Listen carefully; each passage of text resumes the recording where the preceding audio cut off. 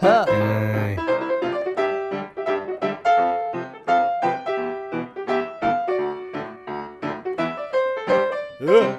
Half-price pancakes. Hi, I'm Ben. And I'm Stefan. What's hypnotism? Hypnotism is where you're Michael and we are on Animating in Threes. Easetism.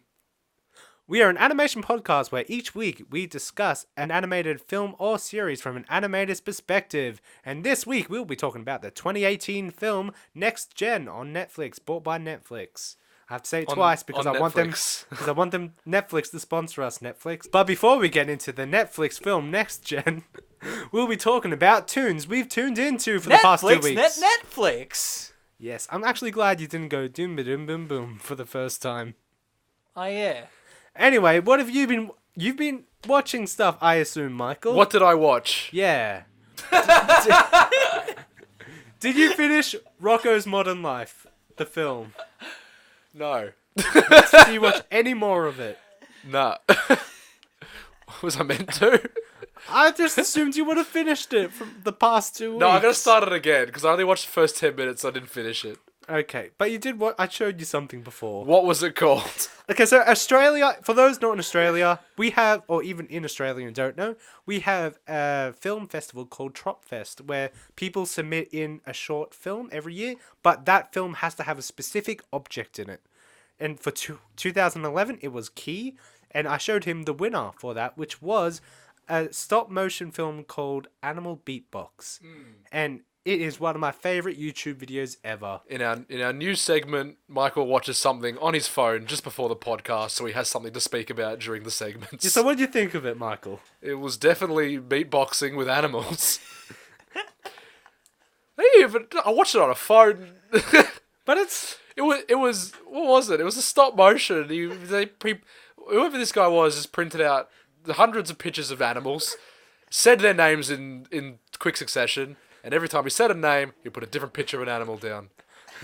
You're not wrong. And then once there was a key. Did you If like you it, haven't though? seen it, this all sounds incredibly underwhelming, and I think we all regret bringing it up. I don't. I really, really like it. I watched it the year it came out. It was great. I love it. It's one of my favorite YouTube videos. Okay, so where do we point people, Ben? If you could, So where can you watch on it? YouTube? Just type in Animal Beatbox Tropfest. Yeah. Okay. Sponsor so- us, Tropfest. So nothing else you've been watching? No, next time can you bring something for me to watch on your phone, and then I'll talk about that.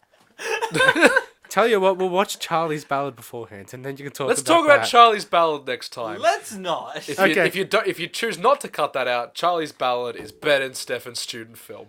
Your Hooray. final thesis, when, as all students do, they create, their final thesis is about, incredibly light, upbeat subject matter of divorce and connecting with a parent.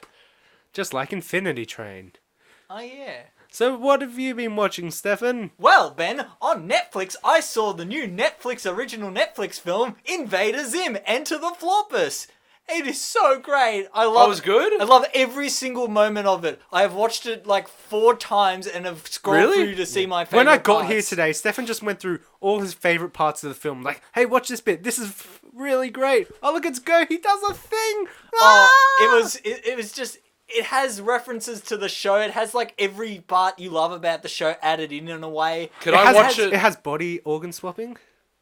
Kind of, but not really. Oh my God. But I mean, the jokes is... Okay, Can I watch know what it you despite not really Yes. watching much of the It TV actually series? tells you all the context you need. Oh, really? So Actually, it's kind of recent. the opening is pretty good. Okay. So it's like...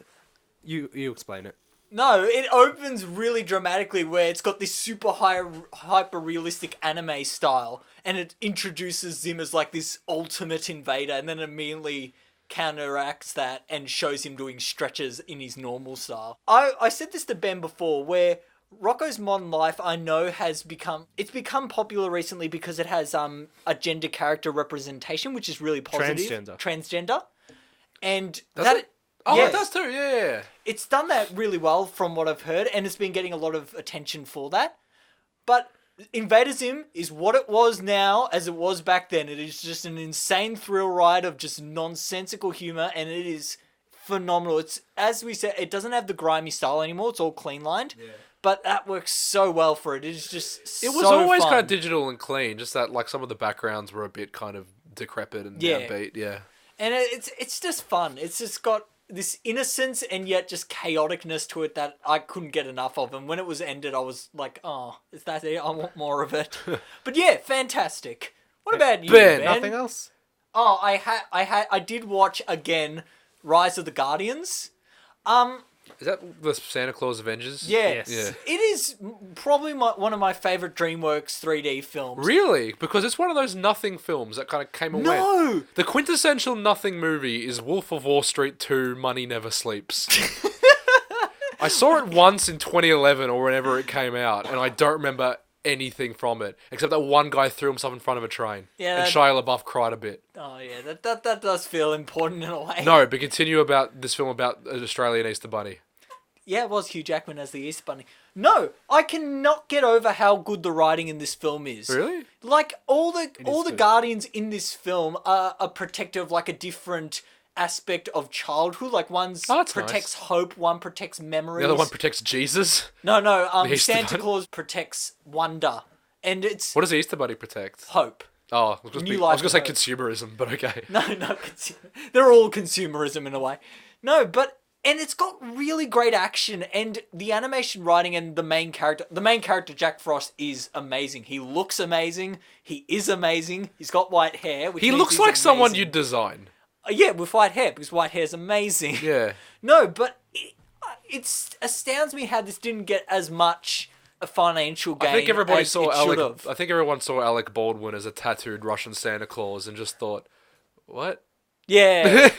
No, but it's just a lovely film with great messages and fantastic choreography, especially with its action scenes. And I think it's really great and worth a watch. And it also has a lot of great particle animation as well. Like, yeah, it really does. I actually remember borrowing it from Redacted Store Name, and I watched these special features about how they had to really up their game with their particle physics. Could you watch the whole film? Was the disc of adequate quality? Yes, it was. How? Okay, so things I've been watching. So I finished the Clone Wars animated series. It is so bloody good. So I showed Stefan. He showed me one scene, which was a fight scene with the bald two laser girl. Ventress. Yeah, her. And Ahsoka. Ahsoka. It was, this was cinematic grade animation. This was gorgeous. And the fact that a TV show had that level was insane. Is this the wooden beard puppet Yes. one? Oh my goodness, no, it's not! You said yes! It is that, but it's grown a lot since it's It's season 6 of the wooden puppet, whatever you're talking about. Yeah, season 5. It's season 5. I remember it was a terrible film first. Yes. But it's just gone so good. Like, the story writing is amazing, and so is the rendering, and so is the animation. The action beats in the animation itself are great. Like, they know which shots to hold on. They know which poses to really use. Is Obi-Wan Kenobi in it? Yes. Oh, is he played by Ewan McGregor? No. Anyway, I watched the last 2.5 seasons of it in 1 week.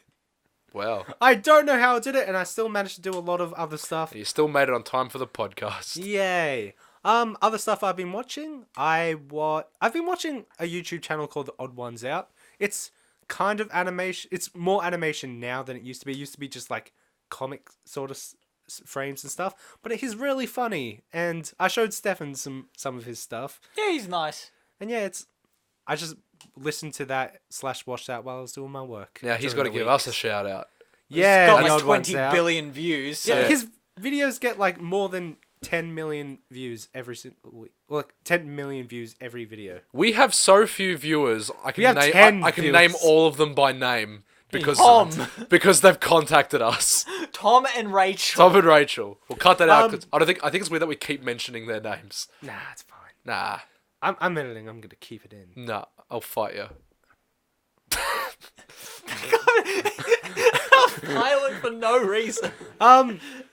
I've also been watching Final Space. It's just really good, and my brother happened to see a bit of it as I was watching, and he was like, "Wow, the animation quality's gone up since season 1," and it really has. There's really great animation in it, and Like, there are parts that are obviously rigged because it is that sort of style, but there's a lot of great freehand stuff in between as well. And the story is, again, still full of heart, which I'm happy about. This looks like a really great series. I'm really kicking myself for not getting onto it sooner. Well, you still have time. Oh, yeah. The internet hasn't imploded yet, so you can still watch it. We haven't gone to NBN yet, so we still have internet. Okay, and that is all the tunes we've been tuning into, which Stefan cannot write out, by the way. What can't I write Every out? time you send me the descriptions of everything, you write the same tunes both times. Oh, the Toons we Toons. Tunes we tunes into. You don't write tunes like the first tunes is cartoons. Oh. Did you not know that? No. Like tunes, cartoons. Oh, Tunes no, I didn't know that. We've tunes into. Oh, that's clever. I know, that's why I've been saying it. But we've been mocking it relentlessly. No. I knew it was called that, and I still mocked it. Well, now you know. So, next gen. It is an 3D animated film that came out onto Netflix last year in 2018. The animation was done by Tangent Animation, a Canadian company. I thought this was French. I honestly, when I was watching this the first time, It does look French. I thought this was a French I animated think if it's studio. not American or Eastern, we just assume that it's French. Yeah. But then, like, the animation scene in Canada is also thriving as well, so I don't know why I didn't think of that. That's also a bit French. Yeah, it's half French That's there, also- so it's it also kind of French. makes sense. Yeah. Anyway, so yeah, it was produced by Tangent Animation as well as these two other companies which I forgot to write down, but they're Asian companies because the film was based on a online comic. Wow, I didn't know that. Yeah. It just seemed very Big Hero 6-y to me. Yeah, it really is. Yeah. There were 3 directors on this film: Kevin R. James, Joe Cassander, and Richard Curtis. And between them, they have done art and animation department jobs, such as films on Hercules, It does The show. Iron Giant, and Nine. This very much does feel like the product of conflicting visions. Oh, you think so? I think so. I think there's a lot of tonal inconsistency throughout the entire thing. There's not a lot I could find about like the story side of this and like how and that side, but I have a lot of information about how it was made. If it's not on the first page of Google, then Before we get on to that, was this made specifically for Netflix? Oh no, it wasn't. it was So, bought by Netflix, wasn't it? yeah, so it played at a film festival. I think Cannes Film Festival. Don't quote me on that. I The did only look film it up. festival we can name. Trop Fest as well. Sundance, the one in Queensland. Hoyts. Oh, that's a movie theater. Melbourne International Animation Festival, where Charlie's Ballad played in 2018. Blockbuster. Melbourne Cinematheque. Melbourne International Film Festival. Hawthorne's Lido Theatre presents the Alfred Hitchcock Film Festival. The Lord of the Rings. So after it was aired at the film festival, Netflix bought the film for $30 million. Which is, coincidentally, how much it cost to make this film.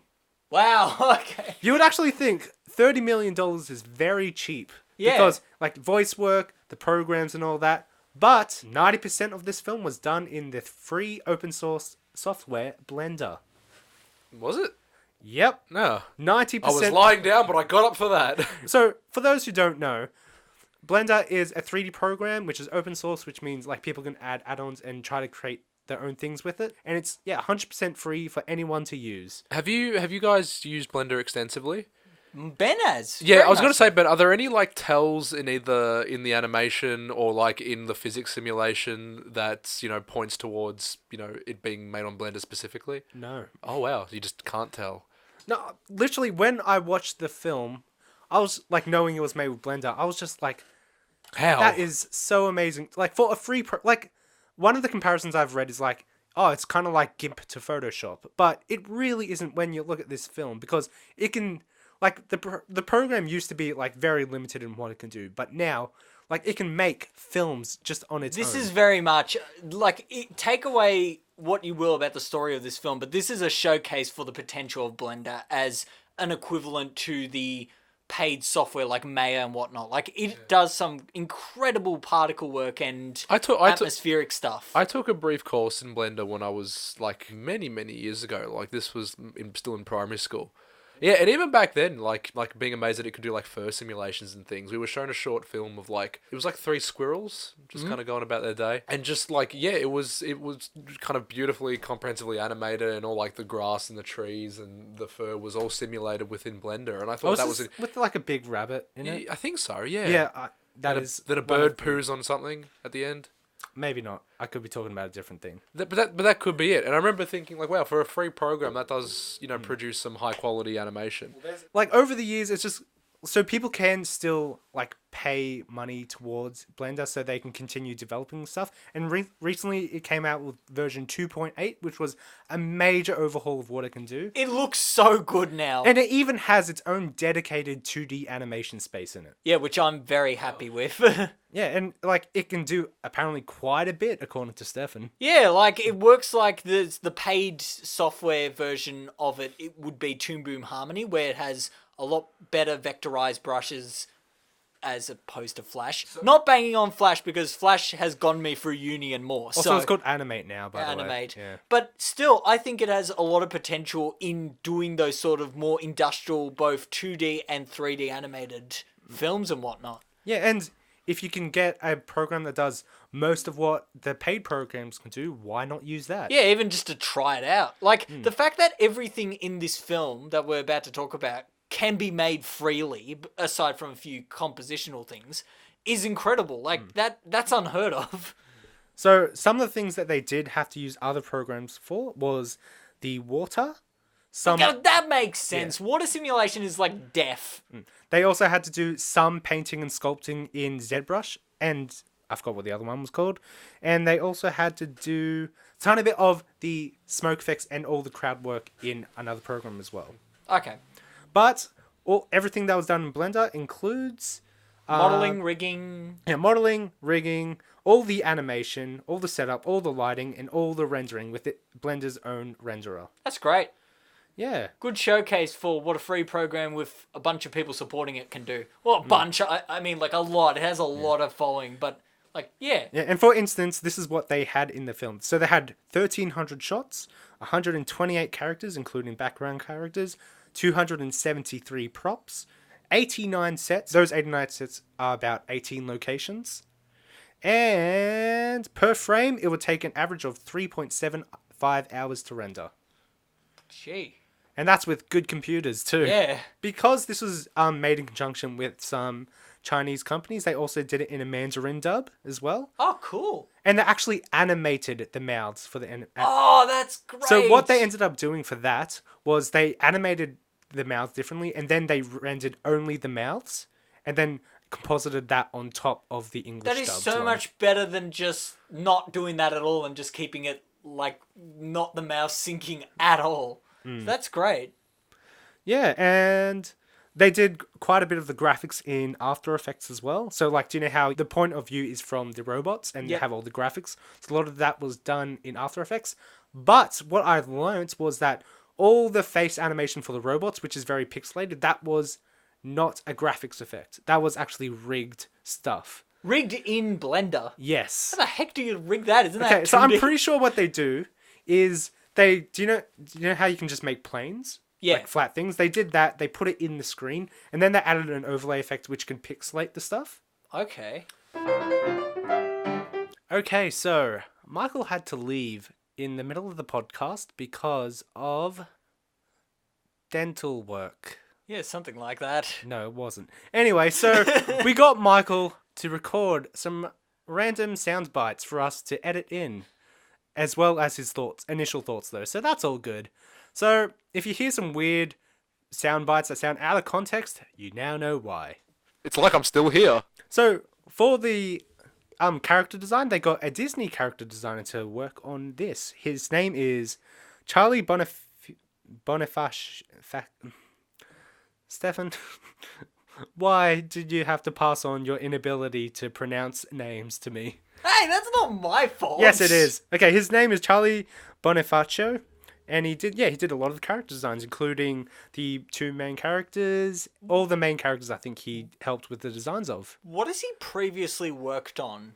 Because this style looks cartoony and cutesy, but in the way where it also looks quite energetic and like anime-ish. It definitely reminds me of Big Hero 6, other than the fact that it's about a robot and like a child. Look, I know he's done The Jungle Book.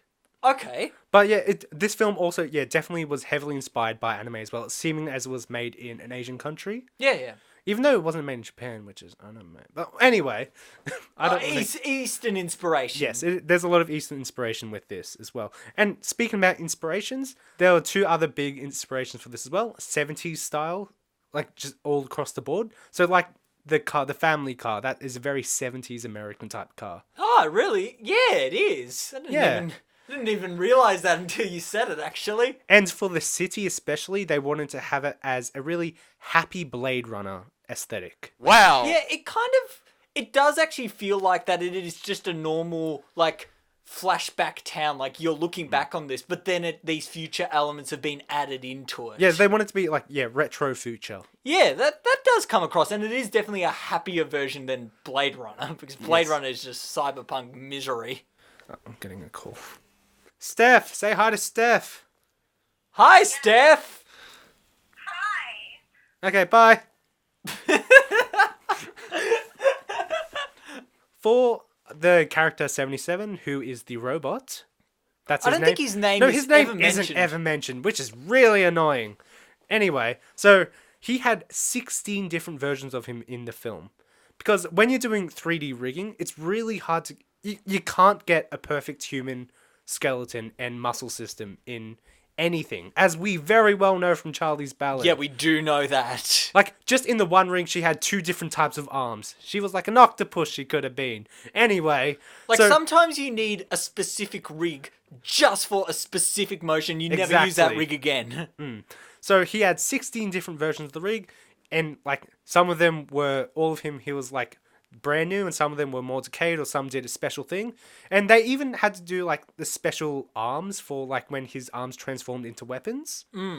Yeah, but apparently they only had to animate that once, because what you can do is, once you animate how it goes, you can just automatically set it to animate like that. They really had to, like, using Blender, they found a lot of creative ways to do things more cheaply, which is really good. But not in compromise of quality. Yeah, Because it still not in looks that, really yeah. good.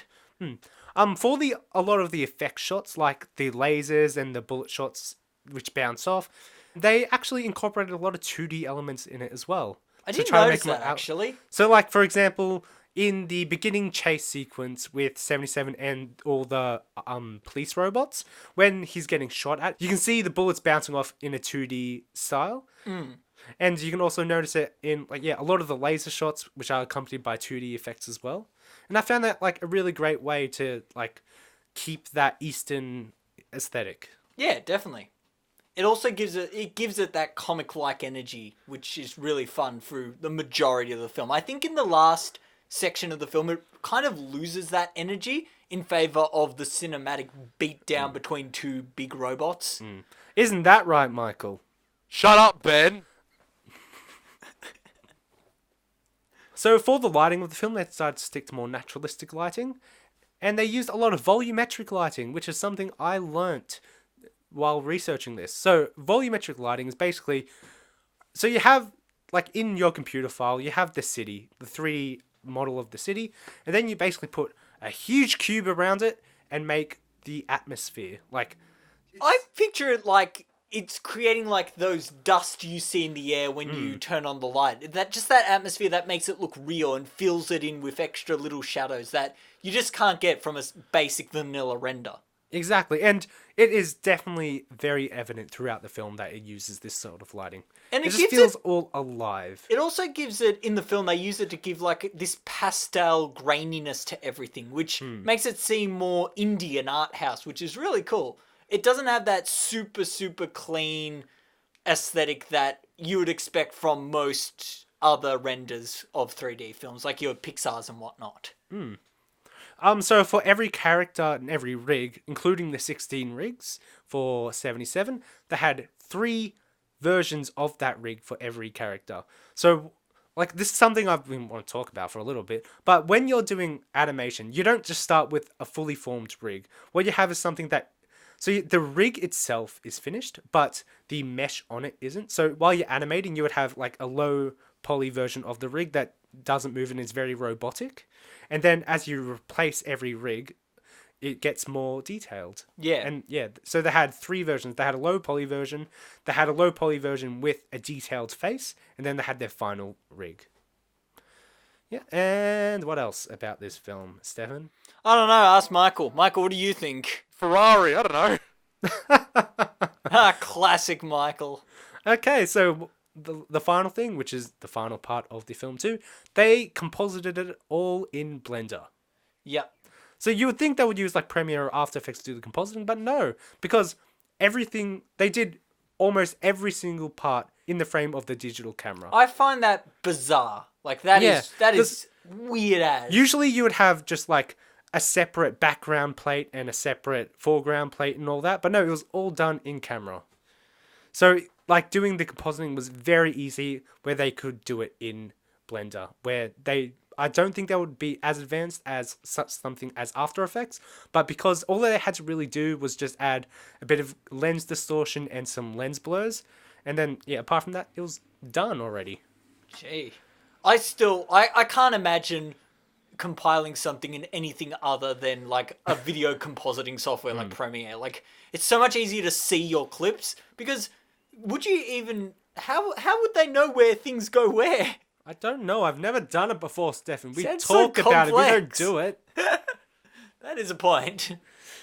And yeah, that is all the production notes that I could find. Most of it was from a 30-minute video on the Blender YouTube channel itself. So if you don't want to listen to me say all that, check it out on YouTube. Even though I just said it. And this was midway through the podcast. Yeah, sorry guys. I really Should have screwed the really pooch on said this that one. at the start. Look, I'm not doing any more editing that I have to on top of everything I have to do, okay? Yeah, I know, you've already got a lot. Isn't that right, Michael? Bada bing. Good old Michael. Okay, so the story of the film is it's set in this type of futuristic world where robots, they're not taking over the world yet, I believe, but they're like part of humans' life where they're basically as common as an iPhone, pretty much. And they just help out humans. But May, the main protagonist, who is a teenage girl, doesn't like them, especially because her mum loves them more than her. I hate the mum. Oh, the mum is the worst in this. She's just She not has a good no character. redeeming qualities. And when she gets, spoiler alert, she gets kidnapped, which we'll get into later, I don't care. Completely devoids any sort of redeeming features of this character at all. Anyway, when they're at a tech expo at a company called IQ, which is pretty much Apple. With evil Steve Jobs. Yes, evil Steve Jobs and evil Steve Wozniak, who was another person who does stuff behind the scenes of Apple. She runs into this new robot, which looks nothing like anything before. And it's a combat robot as well. But it learns that it doesn't have to be a combat robot. So the two become friends, and over time, they develop a really nice friendship. But because the robot doesn't have enough space on his hard drive, he has to keep deleting memories of things that aren't important, and eventually of things that are important as well. So he can protect the things that are most important to him. It's one of those stories where its setup is quite interesting, but then it just becomes more of a moral, conventional lesson at the end. So basically, the evil Apple people, evil Steve Jobs, wants to get rid of that robot, so he tries to kill it, and then he tries to kill the entire world as well. Yeah. And then the robot that may become friends with 77, they have to save the world. It's really weird when you say it like that. I think we could have summarized it a bit better if we wrote it down beforehand, but that's generally it. Yeah, I never write down these I things. usually write down a plot I never summary. do, and I keep telling myself, you need to write down the plot summary beforehand, Ben. No. Always escapes my mind until after I've summarized it off the top of my head. Listeners, I'm sorry that I'm just such a mess. Isn't that right, Michael? Zap. Michael. So what are your opening thoughts, Michael? I think, like I said before, it feels like the product of conflicting visions. Because I think the entire thing is kind of tonally inconsistent. And I was speaking about this with Stefan before, where the whole thing is formulaic to a fault, and it follows a very rigid kind of traditional, family film structure. But at the same time, it's weirdly ballsy.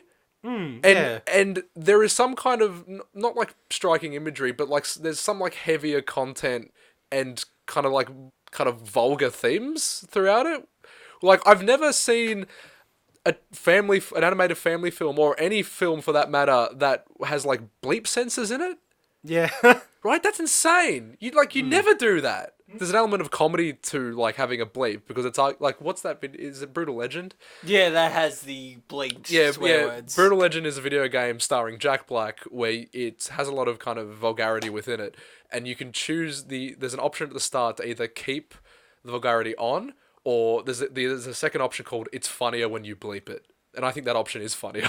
Yeah, so there is like comedy with bleeping it, but at the same time, kind of bleeping is something that's kind of reserved for like live television, because the bleep in it itself is kind of there's an element of artifice to it. It is in and of itself like a fourth wall break, and it's strange to hear it at like the emotional climax of your family film, when you're really trying to kind of immerse your audience in this reality that you've created, and there's this little noise that kind of rips you out of it and reminds you that it's fiction. I have a theory about this. So they got Michael Pena to do the voice of the dog, right? Was it improv? I'm just guessing they tried to get him to do the voice acting and say, hey, look, just don't swear this time. Okay, just keep swearing. He just showed up just drunk and raging. I'll So say what I want. so I'll that- buy a dog or whatever. So they had to do the bleeping. Yeah, That's the only reasonable I explanation. think it would have been funny if, like, because when you first meet Michael Pena's character, which is the little dog, the little chihuahua, it would have been like more in keeping with that reality. Because like the first time you see him, he's swearing, but it's from the robot's perspective. It would have been funny maybe like if the robot had like a self-censor thing, where like maybe it covered like the swearing with like static or something like that. Something that's like in universe and like abides by the rules of that universe. But not just the mum swears at the guy at Evil Steve Jobs. Steve Jobs at the end. It was like, yeah, so that was kind of a weird tangent on like bleeps in family films. But yeah, it's formulaic to a fault, but at the same time there's some really, really strange, albeit kind of like not brave, but Bold, yeah, definitely. out of the box. yeah, like bold, creative choices, and I appreciated that because we live in an era of kind of like homogenized children's entertainment, when we're kind of very gradually sanding the edge of a lot of stuff, and this one had a little bit of edge to it. Yeah, and it did, and it feels like the only reason why some of the story elements fail in some respects is because it doesn't have that polishedness that a usual like Disney-written story does. But again, it does have those creative things, like how it deals with bullies, how it deals with all those really serious things. It feels they kill off a character point blank. You don't do that in an animated family film. Yeah, and like a lot of the imagery at the end, like, is quite violent, and like even the villain, like, I suppose this is spoilers already, but the main villain of the film quite actively says that he's like going to murder people, that he wants to kill, and he doesn't sugarcoat it. He looks at the camera and says, "I'm going to kill everyone." Like, yeah, there is like there's some ballsy stuff in it, and like I know we might sound kind of we might sound like we don't have like the thickest skin about it, because like in the grand scheme of things, it's not that Oh, it's not that bad. abrasive or like vulgar or bold content, but when compared to like the broader landscape of children's and family entertainment, like at least it's different. It's an animated film that's trying to do something a bit different and independent. Yeah, and it's I wish it was better, because I appreciate them taking that risk and treating their film with like, kind of imbuing it with a little bit of, adult sensibilities. Like, it exists very much in a reality inhabited by children and adults. Yeah, so I liked that element of it, but a lot of it is very conflicted and totally inconsistent. There was a lot of times when they would jump weirdly between what was very obviously either motion captured or very well keyframed. Like There wasn't motion capture with Okay, this. there was some then there's very inconsistent keyframing throughout the film. Like there's obviously a lot of detail and attention put into the protagonist and how she moves, and she moves with like a really kind of cartoony grace that's really nice. But then sometimes there'll be peripheral characters or characters she's sharing the scene with that don't move with that grace. Yeah, I also noticed that. Yeah, I noticed it especially during like those soccer scenes. But yeah, I suppose those are my thoughts on the movie. Opening thoughts? So, I watched this for the first time earlier this year, and I didn't know it was done by Blender at this stage, and I was like, oh yeah, it just looks good, like any normal 3D film would look nowadays. And I thought the story was a bit but rewatching it from the view I have now, like, I know what actually happens in the film, so I know how the story beats play out, and I know it's done mostly with a free program. I was blown away at how it looked, and also the story. I have a few complaints about it, but overall I think it's pretty solid. Yeah. Okay. But yeah, again, the visuals are really good. Even for like a DreamWorks film, this is really good, I would say. Oh, the visuals definitely sell it.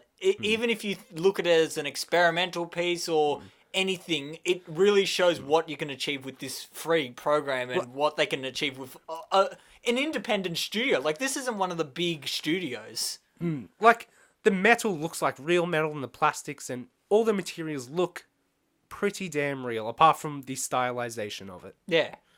You know, despite, you can cut this out, but despite the fact we're trying to get a sponsorship on Netflix, this is the most Blender-esque thing we've ever said. We just keep saying, Blender can do this. And the thing is, Blender can't even sponsor us because they don't get money. They don't get money.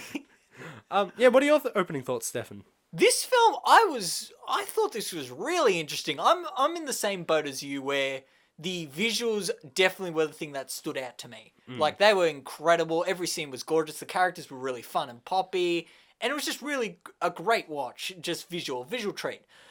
But in terms of story and story animation, I thought that the animated storytelling, like how they did their action, how they choreographed the compositions and whatnot, that was great. Really told that part well. But it was really odd in terms of, like, it has very conventional storytelling, but then it has really just... As Michael said before... as Michael said, edgy things. Like, I'll talk about my favourite part later on, which is, like, where the main character confronts her bullies. Like, those scenes are really traumatic and just really heavy-hitting. And I think it goes to show that independent studios have a really independent voice that they can show through their stories. But because they don't have the big budget company polish, the stories themselves aren't necessarily well told. Like, I do not like the finish for this film. I think it goes nowhere, and it wraps up all of its stories so matter-of-factly. It's like, let's all say our character arcs. It could also be because they're not a known studio, they have to stick to the safe side as well. It might be a product of that, I don't know. But it's sad because the setup with all their characters are really unique and interesting character setups, and then they just kind of wrap it up in the most conventional way possible just to get that runtime finish. But otherwise, I think it's really great. Like, I thought it was fun. Touching on something you said before about the storytelling through animation itself, how that was good. And if you don't know what that means, it means like what is on screen that is telling the story. Yeah, how actions can tell a story, how movement, that sort of thing. So something interesting that they did was every time that May, who was the main character, got angry, they tried to do a bit of sadness in her face first before switching to anger, which is covering up the sadness. Oh no, that was so obvious. I loved that. Because it's really good. It tells you exactly, like, despite all the real kind of harsh things this character does to her bullies, the environment around her, how she beats everything up, you still sympathize with her because you can see the sadness behind her anger. So, going off from the opening thoughts, I just wanted to talk about scenes that I like visually. First off, I wanted to talk about the first montage. Oh yeah, so this was the opening of the film? So after it establishes that May is like, her father left and she's had to deal with this broken family, it does a montage of her becoming her rebellious self with this song that literally says, I'm a rebellious girl, which is kind of on the nose, but yeah, it sets the tone. Yeah, this film is very on the nose at points. But it does it in a way where, because it still has that indie vibe to it. It never feels corny. It still Yeah, I'd have to feels agree with quite that. on the edge of things. But I like this montage. It had was some good. really great stills. It did the classic show not tell. It showed that people beat her up, that life has really been terrible for her. Let me say, if you're going to design robots that are going to be distributed to the entire world, make sure they do not beat people up, because she gets bullied by this one called, her name was Greenwood, I think? Yeah, Greenwood. And Greenwood has this whole army of robots, and she gets those robots to beat up May. And they what the hell? And they do it with their creepy smile, like, we're gonna beat you up now. It's like, what the hell? It is so unnerving, that. And, like, that is one of the edgy parts of the film where I just think, holy shit, they included that? What? Like, both times I've watched this film, that part is That's just like... disturbing. Yeah, it's really disturbing. And the fact, it even gives you other visuals to more serious things where it's these big robots just gang up on this little girl who's defenseless. Like, that's horrible. But anyhow, it plays really poppy, that montage. It's got really cool scenes of her, like, cutting her hair and doing it really quickly. It's a good way to establish the character as quick as possible. Yes. And get the audience on her side. And all done through photographs. Yeah, I want to also ask, is that still done on Blender? Like, they're photos. It looked like, because you can see the depth between, like, the photo and the paper, and the texture of the paper as well. It didn't seem like it was just a camera panning over a single image. Yeah. Because if it was that, I could have said, oh, After Effects could do something like that. No, I don't think they did After Effects for that sort of stuff. Okay. But no, I really like that. I want to talk about my favourite scene in the film. Do it! Shut up, Stefan. There's this scene where May is kind of a bit unstable at the moment because she's discovered this robot is her friend and the robot will destroy anything she wants, and they kind of go on this rampage together. She's gotten power hungry for Yeah. revenge! And basically she goes on this...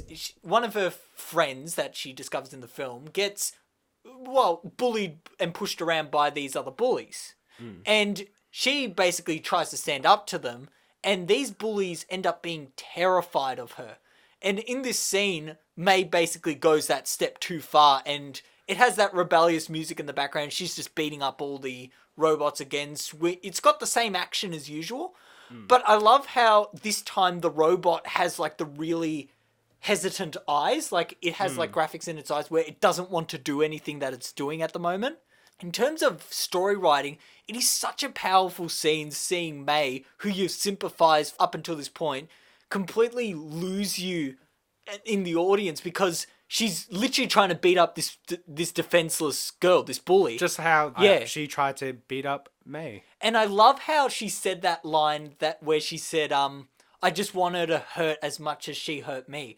Because the person who's bullied never ends up saying that to the bully. And the fact that she could, and then the bully ends up crying afterwards in just like she's scared, she's terrified. It both feels like the most satisfying, that bully deserved this. And also, man, our main character is just a broken disaster. I think that May acts too tough for a majority of the film. I think she should have softened up a bit as the relationship between her and the 77 kept going on. I actually agree with you because that robot was such a nice... The dog says it best. He's just being a stand-up guy. Exactly. Like, it just went on for like a few... Too long. Yeah, just a bit too long for me to like be fully invested in the story. Yeah, because we got her character. We didn't need to keep being shown that she's angry at everything. You got that. Even this bully scene, they could have ended it with that her being angry and that's it. We didn't need to see any more, but they kind of continued and lingered on it, and at that point it's kind of became a bit unfocused story-wise. Yeah. And then he ended up just kind of staying for the visuals because the visuals were stunning. Speaking of visuals, one of my favorite scenes is where John Krasinski Robot 77, he brings up this magic lamp. Yes, yeah, that's an awesome scene. Oh, it is magnificently beautiful, this scene. It does is like this amazing. rainbow Aurora Borealis thing in front of the cityscape. It is gorgeous. And just talking about their experiences, their memories, and how much they mean to each other. It is, like some people would say it's a bit too sweet, a bit too saccharine, but I think it is a beautiful scene. I think it's a great scene. I love the scenes that take place at night and then introduce something of color. Like those contrasts just work really nicely as poetically as well. I want to talk about a few fight scenes. So there's the opening chase sequence. What do you think of that? That was fun. I do like a good chase sequence, and I do like how that was also when the first time the audience could discover what this robot could do. And the first time the robot could discover what it could do Yeah, too. it didn't even know what it could do. I loved the constant kinetic energy of it, how it's constantly moving, how he's literally on this wheel thing of his feet and firing backwards and getting all these blasters and whatnot. That was cool. Yeah. Okay, now let's move on to my second favorite fight scene. My second favorite fight scene was May versus Toothbrush.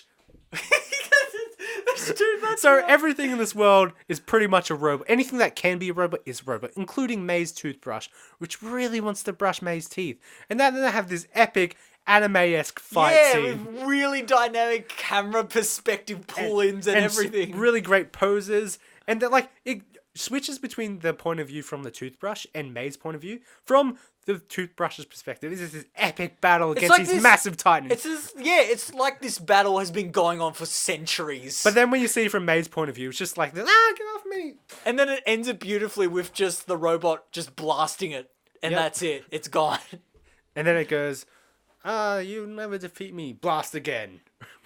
Yeah, again, those animation story qualities and comedic beats are done really well. And it's those little moments that make the film quite interesting to watch. What do you think of that scene, Michael? Adam Elliott. It's going to be hilarious. It's gonna be so stupid. So my favorite action sequence in this was towards the climax of the second act, which is where the mum gets kidnapped. Surprisingly, I don't care about the mum. No, I don't care about hate the her. mum. But that sequence where they have to try to escape the house and escape from evil Steve... I forgot what his name was. Evil Steve Jobs. Yeah. That's what's his name. It's something Ping. Justin Ping. That's Justin his Ping. name. Okay. But we're going to call him Evil Steve Jobs because he looks like Evil Steve Does Jobs. look like Evil Steve Jobs. So, like, he goes to the house with the robot Ares behind him, and he goes, hey, we need the robot back. Also, we're gonna kill you. Yeah, I think this film does considerably less well done than other Disney films. And that's saying something because Disney films don't do this well either, except for maybe Wreck-It Ralph. The twist reveal was so obvious, and yet they keep it for as long as possible. You can tell from the start of the second act that he's a robot. Yeah. And yet they leave it till like the very end where they say, wait, you're a robot? It's like, yeah, that was... Wait, it's did kind you of know obvious. that the big robot was controlling him, though? Yes. Okay. Every time he did the actions, he would do the actions. It made sense. Okay. And plus, it actually reminds me of when we watched another Netflix original. What was it? Love, Death and Robots. Ah, yeah. Where Monster was controlling the girl and you thought it was the girl controlling the monster. So I already had that sense that was going to be the twist. Okay. But yeah, the fight scene that comes from there. Oh, where that they was escape the great. So there was a very long one shot in that, which was amazing. So you just follow May and 77 as they're trying to escape the house. 77 doesn't have his weapons at this point. So like he has to rely just on like him moving from one place to another. And Yeah. it's really spectacular. And like the one shot is like, how long we say? Like 1.5 minutes to 2 minutes long? Maybe, yeah. We'll go with that. Yeah, Well, it's just- the thing is, long shots are deceptive. It could have only been 30 seconds, but even 30 seconds can be quite a long shot. Like they did have to split this up into a few segments, but like edited together, it looks like one massive long shot. And it's really kinetic, and you could always tell what was happening. The camera movements following the characters was really smooth. And Line of action wise, it really told that really well. Again, it controls its action in the 3D space just really nicely. Since we're talking about battles, could we talk about the third and final battle? The third battle, I actually... Like, I liked it for the visuals, and I liked how it showed that he was trying to hang on to his memories of May, because at this stage, the robot loses his memories forever. Yeah. And he tries to hang on to those last little fragments as long as possible. It's emotional. It's a nice little, oh, this is his final fight sort of thing. it lasts a bit too long. It did. Like, even I thought, oh, the visuals are great, they're going into space fighting, but it's like, yeah, we get the emotional context, we get it, just squash it down a bit. Yeah. But, yeah, the fighting itself, though, I actually really enjoyed the fighting. It was a nice fight. So, at this point in time, we have evil Steve Jobs. He's, like, outed as a robot now, and, like, half of his face is, like, peeling off and everything. He's terminating it up. His character design there is really, really cool. Oh, how he, like, slants and walks towards with a weird limp. He actually looks really cool there. So we have Ares, the robot controlling him, and Ares is in... The robot is in a mech suit. Yeah. The robot gets a mech suit. So actually, a little bit in the behind the scenes, when the producers saw this, they were like, "Oh yeah, I really like that guy's design. Make him twice as big." So that's what they ended up doing. They gave the robot a mech suit. But I really enjoyed the fighting because you could tell they had different skill sets and like they had different strengths and weaknesses and like them trying to exploit each other with everything. It was really creatively done, I thought. Yeah. And doing it in that soccer stadium as well, just bringing in that sport into the world, I thought was like good storytelling of the world. Yeah, definitely. Yep. I think we can't cover this film without saying how bad the mum is. Yep. Okay. So, throughout the first and second act of the film, the mum completely ignores the daughter, except for this one instance where she goes, "Oh, there's kids who beat you up. Oh, we'll worry about that another time." No, she says something something like, like "It's that. all right. I felt alone too." She Oh, brings that's it right. back to herself. It's like, you are the worst mother ever. And then she immediately says, "But it's all right because I have robots with me." That's and the right, yeah. daughter's like, "Have you just been? What is my trauma a joke to you?" And yet, she does nothing of note and nothing that is anywhere redeemable throughout And then the at film. the end of the film, she just has a big exposition speech where she's like, "Oh, I'm sorry I did this. I'm sorry I ignored you." And in terms of normal conventional storytelling, that's just bad writing. You don't just give a character at the very end with no background. Again, at the beginning of the film, the first act, maybe act and a half to 2 acts, there's a lot of show not tell. But in this third act, there's a lot of tell. Yeah, they just say all their flaws. And all their plans and everything they are feeling. I liked the bully character until she said, "Oh, I'm sorry I bullied you." It's like, And now I'm going to help you. and then they even cut that exposition off with, "We can do this later." It's like, yeah, we'll do this off screen, which is what this should have been. But yeah, it's just...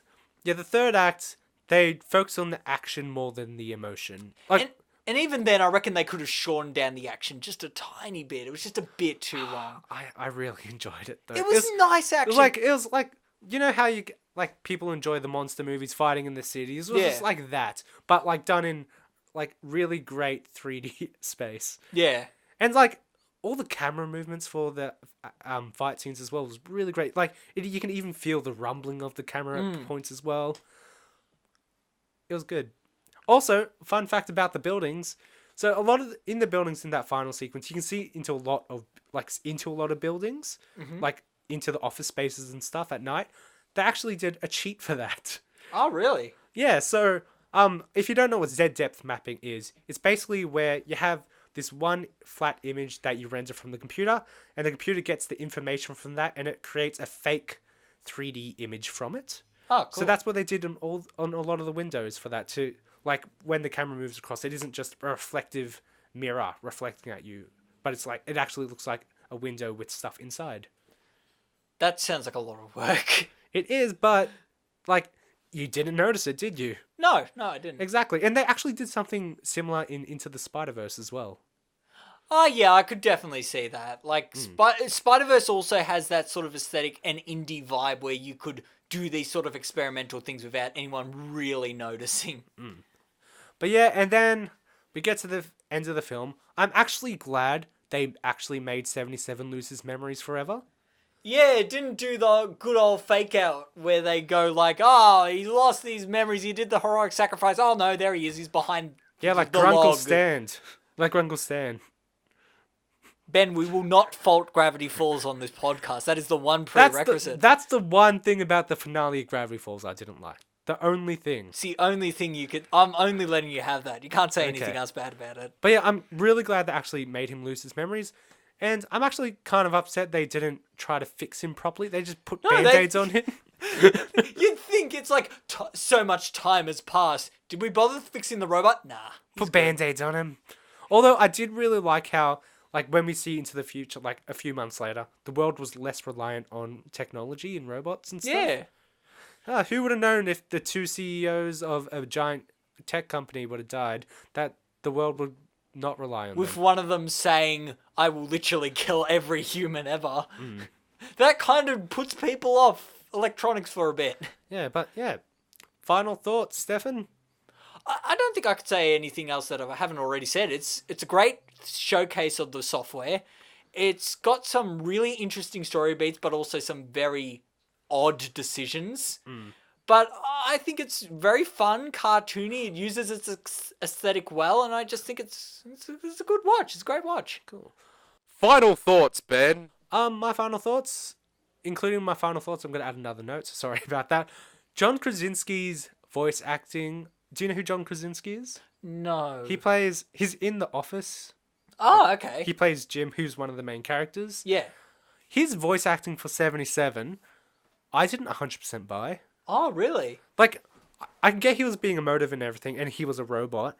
But to me, there was just something slightly off about it that I just couldn't fully buy into. Okay. However, all of the moments between 77 and May were the highlights of the film for me. Yeah, Just because definitely. of the friendship that they build and how much they mean to each other. And yeah, for that friendship alone, not including even just the great visual aspects of the film, I would recommend to watch this film.